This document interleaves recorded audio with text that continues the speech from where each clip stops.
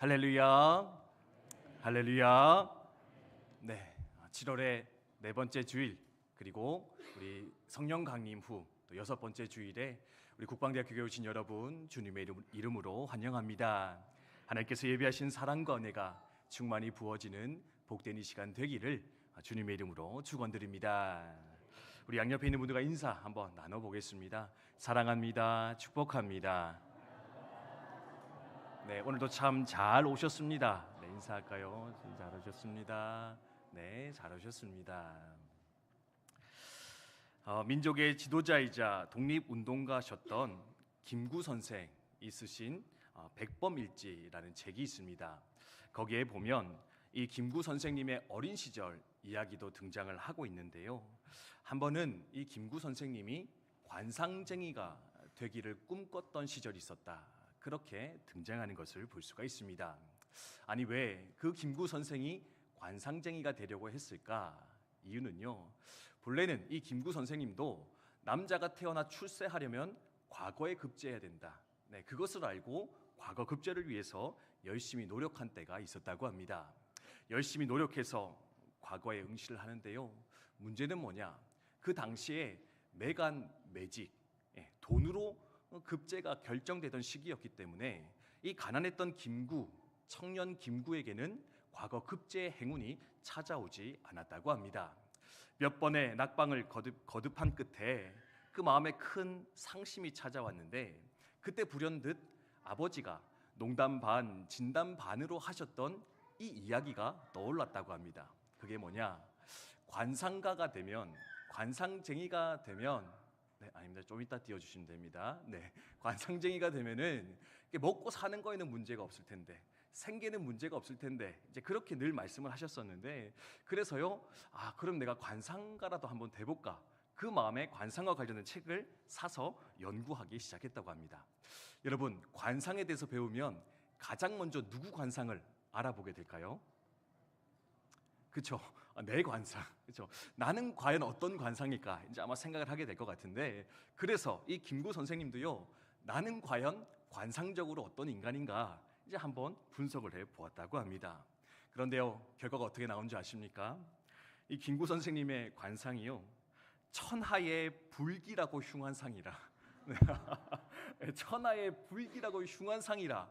이렇게 결론이 나오니까 이 김구 선생님 생각하기를, 아니, 내 관상이 이 모양인데 내가 누구 관상을 보며 살겠느냐, 이 관상가도 할 수 없겠다 생각하면서 더 깊은 마음의 상심이 찾아오게 되었다고 합니다. 그런데요, 놀라운 것은요, 그 관상에 대한 책, 그가 연구했던 그 책의 마지막 페이지에 이런 문구가 써 있었는데요, 이 문구 때문에 이 김구 선생의 인생이 완전히 바뀌게 되었다고 합니다. 네, 지금입니다. 들어주시면 됩니다. 같이 읽어볼까요? 있습니다. 시작. 관상은 신상만 못하고 신상은 심상만 못하다. 무슨 말이냐? 관상, 얼굴의 잘생김은요, 신상, 몸의 건강함보다 못한 것이다. 네, 건강이 더 중요하다. 근데요, 이 건강보다 더 중요한 게 있는데, 그것이 무엇이냐? 바로 심상, 마음의 모양, 마음의 상태이다.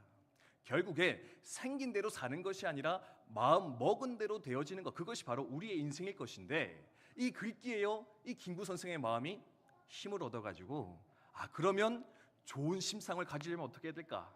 인생에 좋은 목표를 가져야 되겠구나. 그러면 내가 품을 수 있는 가장 좋은 목표가 무엇일까? 그래, 일제에 압제받고 있는 이 나라, 내 조국의 독립을 위해서 한평생 투신하는 자가 되자. 그래서요, 그 목표를 가지고는요, 바로 독립운동가의 길, 민족 지도자의 길을 잘 걸어가게 되었다, 그렇게 이야기하는 건 볼 수가 있습니다. 산성도 여러분, 우리는 지난주부터 진정한 행복이 무엇인가에 대해서 함께 묵상을 하고 있습니다. 세상은, 사탄은 우리 가운데 끊임없이 이야기하며 유혹하기를, 행복은 외적인 상황이나 환경의 조건에 달린 것이라 이야기하며 우리를 끌어내리려 할 때가 많이 있습니다. 그런데요, 하나님께서는, 우리 주님께서는 무엇이라 말씀하고 있습니까? 바로 이 관상에 관련된 책의 마지막에 있었던 문구와 같이, 행복은, 복된 삶은 외부적 조건이나 환경에 달린 것이 아니라 바로 바른 마음의 자세, 바른 심상, 바른 존재로서 준비되어질 때 비로소 우리는 진정한 복된 삶, 행복의 길 걸어갈 수 있을 것인데, 너희는 그 마음을 준비하라 요청하는 것 함께 살펴보았습니다. 총 8가지의 마음이었는데, 지난주에 한 번에 하면 다들 이렇게 실족해서 이번 주에 교회 안 나오실까 봐, 그렇죠?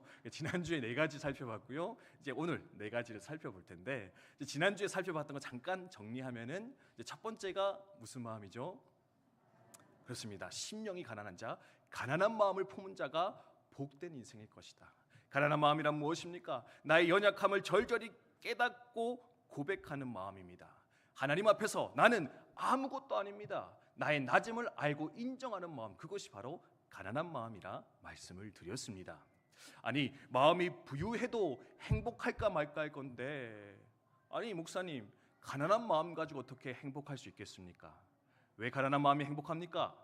이 가난한 마음이 있어야지만 비로소 복의 근원 되시는 하나님을 찾기 시작하기 때문에, 이 깨어진 마음이 있어야 비로소 우리의 삶의 주인 되시며 생명의 출발 되시는 하나님을 바라보기 때문에 이 가난한 마음이 복된 마음이라 주님 말씀하며 가르쳤는데, 우리가 그것을 함께 사모하며 하나님 앞에 나아갔습니다.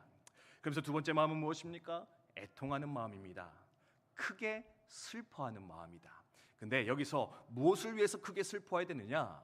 내가 세상에서 뭔가 얻지 못해서, 세상에서 실패해서 슬퍼하라, 그게 아니라 하나님의 뜻대로 살아가지 못하는 나의 모습, 내 인생, 내 마음, 세상 보면서 슬퍼하며 아파하는 자가 되어야 된다. 이런 인생에는 어떤 축복이 주어집니까? 바로 하늘의 위로가 너희의 것이 될 것이다. 여러분, 위로는요, 슬퍼하는 자들을 위해 예비되어진 것입니다. 슬퍼하지 않으면 위로가 내게 아무 소용이 없을 것인데, 즉 주님의 십자가의 은총이 내게 아무 상관이 없을 것인데, 그래서요, 내 안에 죄를 발견하고 슬퍼하는 자만이 비로소 그 주님의 십자가를 나의 십자가로 껴안고 나가는 축복을 얻게 될 것이다. 주님께서는 말씀해 주셨습니다. 그리고 세 번째가 바로 온유한 마음인데요, 사실 가난한 마음과 애통한 마음을 통과하여서 십자가를 경험한 자는 자연스럽게 이 온유한 마음으로 들어가게 될 것이다. 여러분과 함께 또한 나누었습니다. 온유함이 뭡니까? 아무리 외부에서 나를 공격하고 유혹하여도 쉽게 흔들리지 않는 마음이다.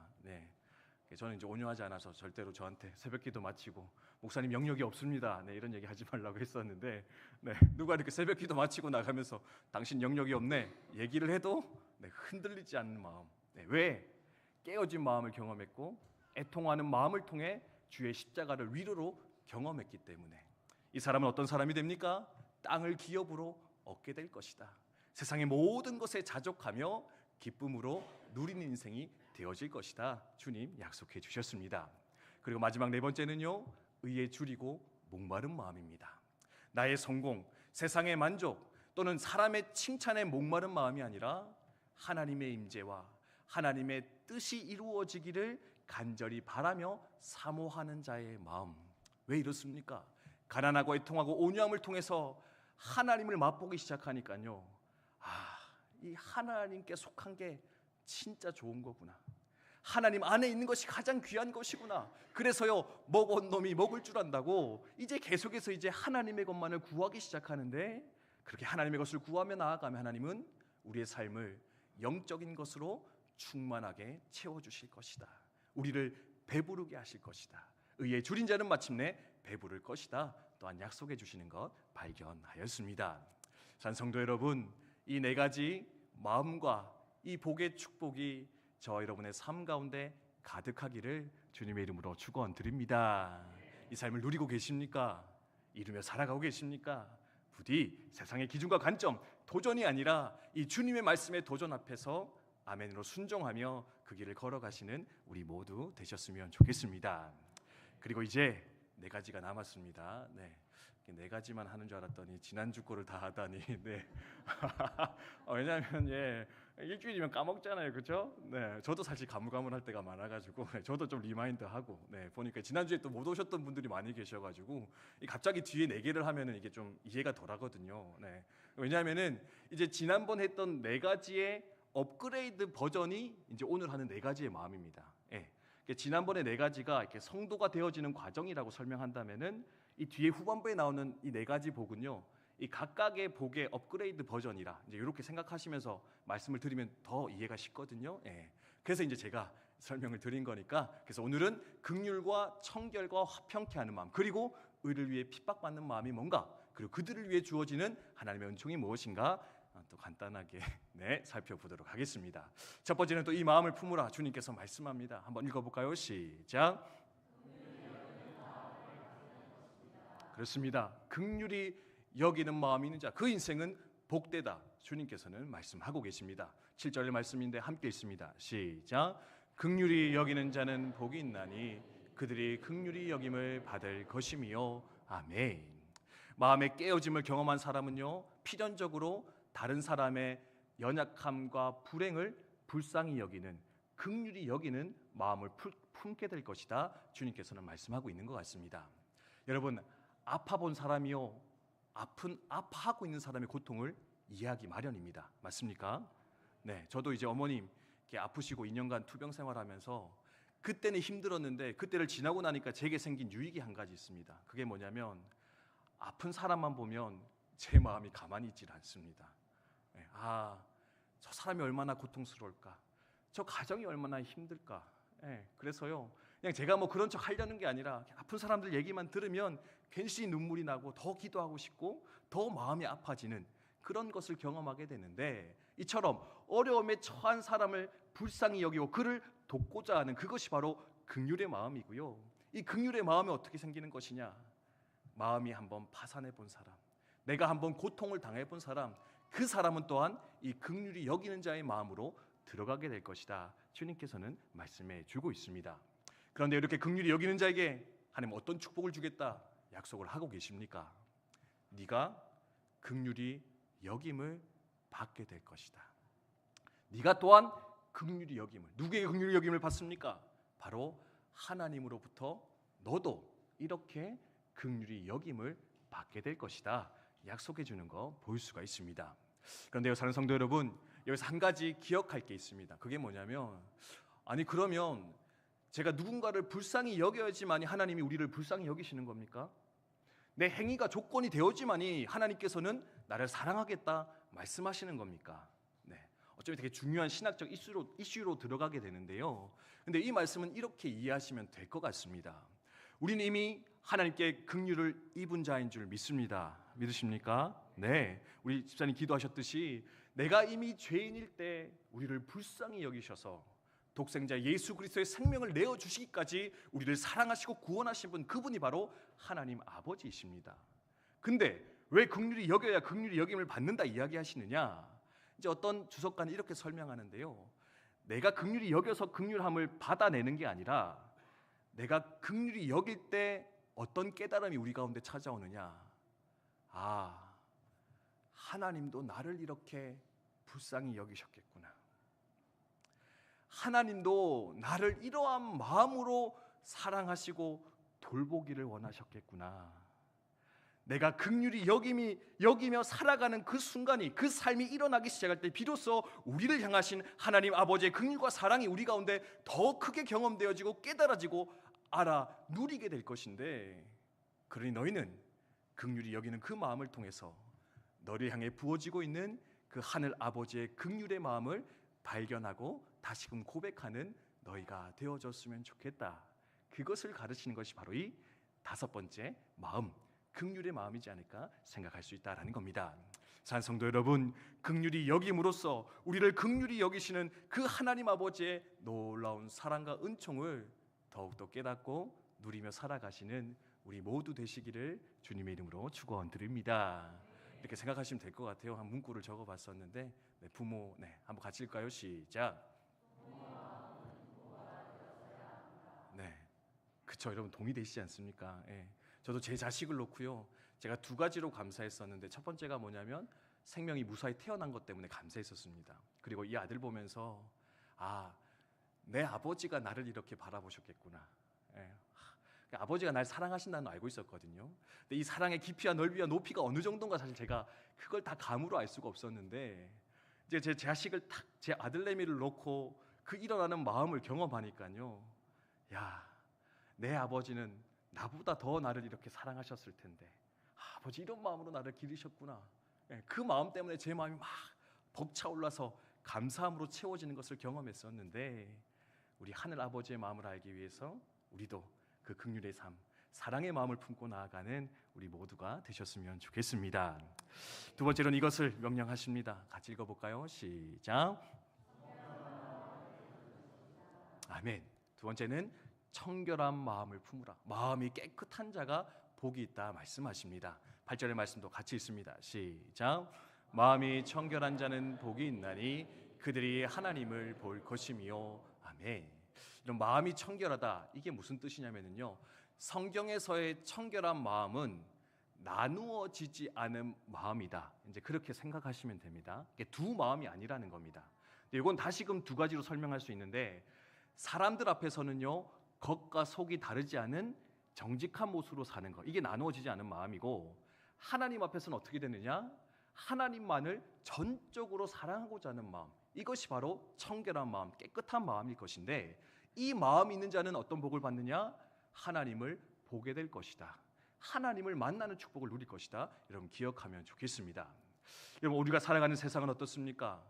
두 얼굴을 품으라, 두 마음을 품으라 계속해서 도전합니다. 네, 청나라 때 쓴 책인데요, 이런 책이 있더라고요. 후흑학입니다. 후흑학. 네, 이게 무슨 뜻이냐면은 얼굴은 두껍게, 마음은 시커멓게, 이래야 세상을 잘 먹고 잘 산다. 대놓고 그냥 아주 그냥 낯짝은 두껍고 마음은 시커멓게, 이렇게 두 마음을 품고 살아야지 성공한다. 예. 이런 책을 쓰셨다고 하더라고요. 예.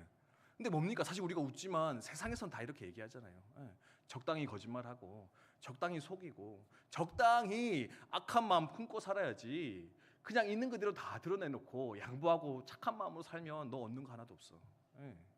심지어 우리네 부모님도 이렇게 가르칠 적이 있었는데, 근데요 중요한 게 뭐냐, 주님께서는 우리 가운데 말씀하시기를 너희는 정결한 마음, 깨끗한 마음, 나누어지지 않은, 두꺼운 게 아니라 얇은 낯짝 가지고, 시커먼 게 아니라 밝은 마음을 가지고 살아갈 때 비로소 세상 가운데서 아버지의 뜻을 이룰 것이요 마침내 하나님을 보게 될 것인데, 너희는 정결한 마음, 애통하여 내 안에 있는 죄악을 걷어내고 그 걷어진 마음 가운데 깨끗한 마음으로 하나님 바라보면서 너희는 하나님을 만나고 누리는 자 되어라 도전하는 거 발견할 수가 있습니다. 성도 여러분, 깨끗한 마음 가지고 하나님을 만나는 축복이 여러분 가운데, 저와 여러분 가운데 있어지기를 주님의 이름으로 축원드립니다. 하나님을 보지 못한다 불평합니까? 내 마음이 혹 나누어져 있기 때문 아닐까?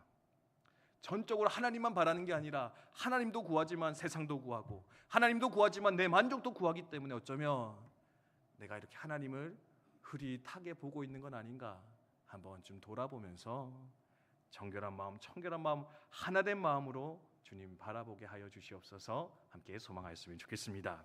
자, 이번에 세 번째인데요, 같이 읽습니다. 시작. 그렇습니다. 화평하는 마음, 화평케 하는 자 복이 있다 말씀하십니다. 9절 말씀인데요, 함께 읽습니다. 시작. 화평하게 하는 자는 복이 있나니 그들이 하나님의 아들이라 일컬음을 받을 것이며. 아멘. 온유한 것은요 공격을 참아내는 겁니다. 반응하지 않는 겁니다.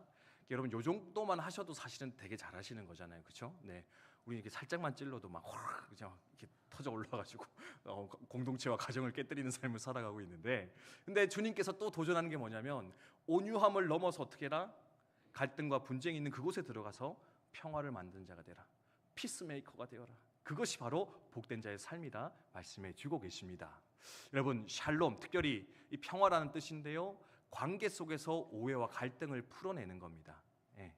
그래서 서로 간에, 집단 간에 갈등과 오해가 많은 이 시대를 살고 있는데, 너희는 그곳에 뛰어 들어가서 거기서 평화를 만들어가는 자가 되어라. 근데요, 이 사람에 주어진 축복인데 어떤 축복인지 압니까? 하나님의 아들이라 일컬음을 받을 것이다. 이것도 좀 헷갈리죠, 그죠? 나 예수 믿고 하나님 자녀 됐는데요, 하나님의 아들과 딸이 됐는데, 아니 또 뭐 이렇게 평화를 지켜야지 하나님의 자녀가 되는 겁니까? 이제 그것은 아니고요. 요건 이제 히브리어 용법과 관련되어 있는 건데, 네, 어렵지 않습니다. 히브리어에 보면 형용사가 없다고 합니다. 뭐뭐와 같은, 뭐뭐처럼이라는 단어가 없답니다. 그래서 형용사적인 용법을 만들어낼 때 어떻게 쓰느냐? 뭐뭐의 아들이다, 뭐뭐의 아들과 같다라는 표현을 쓴다라는 겁니다. 일례로 여러분, 우레의 아들이라는 별명을 받았던 자가 있습니다. 야고보와 요한이었습니다. 우레의 아들, 이게 뭐냐면요, 번개의 아들이다, 그게 아니고 성격이 뭐 같다고요? 우레 같다, 뭐 맞다, 그렇죠? 성격이 뭐 맞다는 겁니다. 우레의 아들, 이게 대단한 게 아니고, 야, 이 성격이 얼마나 불같았으면 우레의 아들이라는 별명을 붙여준 겁니다. 그 성경에 보면 바나바가 있는데요, 바나바는 위도의 아들이었습니다. 이게 뭐냐면 위도를 참 잘하는 사람, 위로가 가득한 사람이다 라는 표현을 쓸 때 위로의 아들이라는 표현을 사용했다라는 겁니다. 그러면 우리가 이 땅을 살아가면서 평화를 이루어내고 평강을 만들어내면은 세상이 우리 가운데 뭐라고 이야기한다고요? 하나님의 아들입니다. 바꿔 말하면 당신은 하나님의 성품을 소유한 사람입니다. 하나님의 성품을 가진 사람입니다. 너는 그렇게 인정받으며 칭찬받게 될 것인데, 하나님의 성품에 참여하기를 원하느냐? 그러면 평화를 이루어내는 자, 샬롬을 완성하는 그 삶을 살아가는 자가 되어라. 주님께서는 요청해 주고 계십니다. 우리의 삶 가운데 평화를, 샬롬을 이루어가는 저와 여러분 되시기를 주님의 이름으로 축원드립니다. 축원드립니다. 네, 오늘 또 예배 오기 전에 또 가정의 샬롬을 깨뜨리고 오신 분들이 계시죠, 그죠? 날씨도 약간 이렇게 후덥지근하니 빨리 가야 되는데 또 나오지 않는 아내와 남편과 아이들 다그치면서, 네, 이 깨어진 공동체를 경험하고 계신 분이 계시다면 오늘 함께 기도하시고 나가셔서 사과하시고 용서하시고 샬롬을 이루시면서 하나님의 성품에 들어가시는 우리 모두가 되셨으면 좋겠습니다. 마지막 네 번째입니다. 함께 있습니다. 시작. 아멘. 그렇습니다. 의를 갈망하는 마음, 의에 줄이고 목마르는 마음, 그것을 넘어서서 의를 위해 핍박받으면 그것으로 또한 너희는 복되고 귀할 것인데 너희는 그 길을 걸어가라. 주님께서 말씀하고 계십니다. 우리 마지막으로 6절 말씀 아니라 10절 말씀인데 같이 읽습니다. 시작. 의를 위하여 박해를 받는 자는 복이 있나니 천국이 그들의 것임이라. 아멘. 여러분, 의에 대한 갈망을 가지고 살아가면은요, 필연적으로 따라오는 것이 바로 박해임을 주님께서는 이렇게 설명하는 것 같습니다. 예수 그리스도의 성품, 하나님의 의, 하나님의 뜻, 그분의 임재, 그걸 갈망하고 살면은요, 세상은 그것을 알지 못하기 때문에 우리를 오해하고 박해하는 상황 가운데 들어갈 수도 있다라는 겁니다. 누가 그랬습니까? 초대교회 성도들이 그랬습니다. 그들은요, 모여서 기도하고 예배하고 성만찬을 나눕니다. 근데요, 세상의 사람들이 뭐라 하는지 아십니까? 저들은 은밀한 중에 모여서 아이들의 피를, 살을 뜯어먹는 자다, 성만찬을 오해한 겁니다. 그들은 난잡한 성행위를 한다, 거룩한 입맞춤, 성도의 교제를 오해했던 겁니다. 그래서요, 초대교회 성도들, 그 로마의 사람들이 박해하며 저주하였습니다. 심지어 그들을 잡아 죽였는데 왜 그렇습니까? 로마 사회는 로마를 황제로, 신으로 모시고 살아갔어야 됩니다. 근데요, 성도들은 어떻게 합니까? 우리의 유일한 신은 여호와 하나님 한 분뿐입니다. 우리의 구주는 우리 주님뿐입니다. 그거 고백하면서 황제 숭배를 거절하니 그들은 삶의 자리에서 쫓겨나 결국 지하 무덤에 들어가 공고한 인생을 살아낼 수밖에 없었다라는 겁니다. 하나 어떻습니까? 그 박해를 견뎌내고 그 조롱을 견뎌내고 끝까지 하나님 붙잡았을 때 그들은 순교의 현장 속에서도요, 저 천국 바라보면서 세상을 불쌍히 여기면서 담대한 모습으로, 복된 모습으로서 하나님 나라를 향해서 두벅두벅 걸어 들어가는, 세상이 감당하지 못할 자들로서 그 삶이 마무리되어졌다, 역사는 우리 가운데 말하고 있는데, 그래서요, 오늘 마지막 의를 위해 핍박받는 자에 주어지는 축복이 뭐냐? 천국이 너의 것이 될 것이다.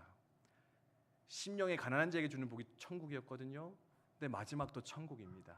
뭐냐?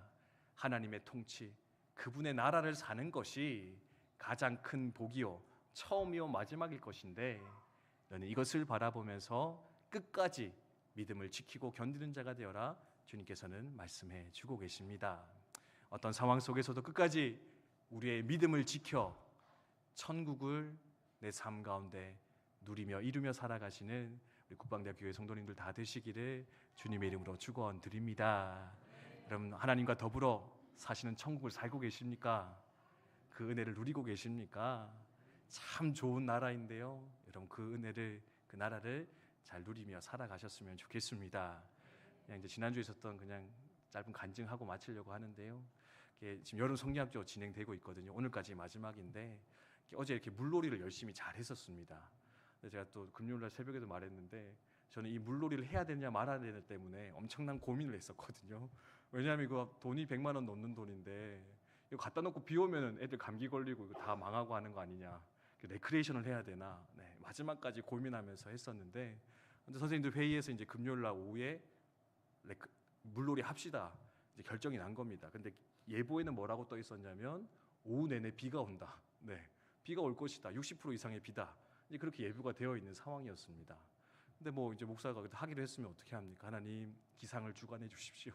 살려 주십시오. 네, 살려 주십시오. 살려 주십시오. 막 기도했었거든요. 네, 물론 그리 아니하실지라도 뜻이 있어 감사하겠지만 어제 오후 되니까요. 아침에 비가 좀 왔었는데 오후 되니까 분명히 아직까지도 예보는 비가 온다 되어 있었는데 비가 싹 그치더니 아이들 물놀이함에 부족함이 없는 구름이 싹 덮여져 있는 좋은 기상이었고요. 끝날 때쯤 되니까 해가 막 나더라고요. 예. 그래서 아이들 재밌게 물놀이하고 심지어 우리 집사님 권사님도 재밌게 물놀이하시고 네, 이렇게 잘 놀다가 이제 헤어지고 또 이제 오늘을 맞이하게 되었는데 아 하나님 우리 가운데 함께 하신 하나님이시구나. 우리의 기도에 응답하신 하나님이시구나. 내 생각을 넘어 역사하시는 좋으신 하나님 그분이 바로 내가 믿는 하늘 아버지시구나. 다시금 고백하면서 이 예배의 자리를 준비하며 돌아보게 되었는데 그 좋으신 하나님이 나와 함께 하심을 그 하나님이 내 삶을 돌보고 계심을 그 천국의 삶을 오늘도 기쁨으로 누리며 사시는 우리 모두 되시기를 주님의 이름으로 축복드립니다. 우리 찬송그룹과 함께 기도하도록 하겠습니다. 이 심령이 가난한 자는